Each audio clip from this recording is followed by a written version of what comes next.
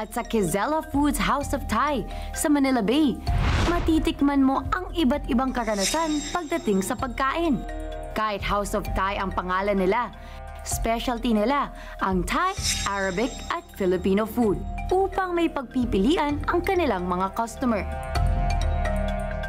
Sisimulan natin ang ating paglalakbay ng iba't ibang cuisines sa Thailand. Siyempre, dahil nasa House of Thai tayo, kaya maraming ulam dito.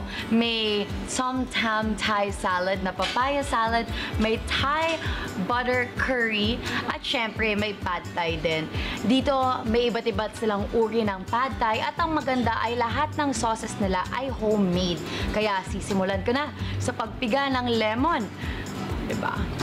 Perfect. Tara, kain na!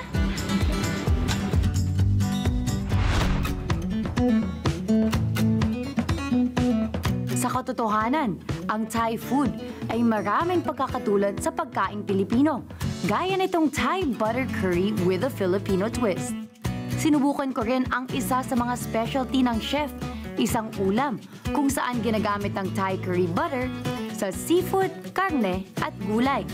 At ngayon, subukan naman natin ang Arabic food na isa sa aking mga paboritong kainin.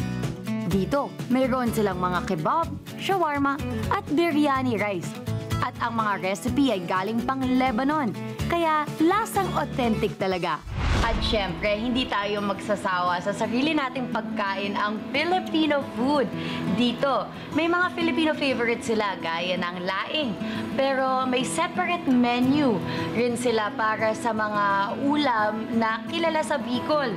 Sa mga tao naman na malapit sa akin, alam nila na paborito ko talaga ang Bicol Express. Kaya excited na ako subukan ang luto nila ng Bicol Express dito.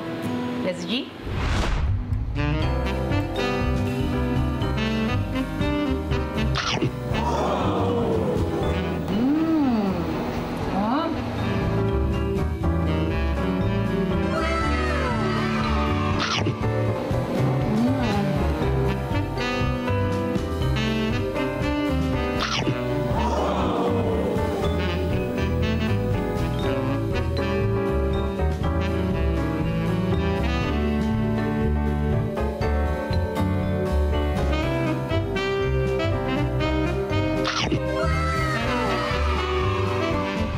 Kakayahang ikutin ang buong mundo sa pamamagitan ng masaganang karanasan ng kultura at Kaya kung ikaw ay nasa mood na tikman ang iba't ibang pagkain na Thai, Arabic o Filipino, let's G sa restaurant na ito dito sa Parañaque City.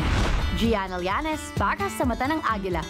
Matatag, matapak, matapat.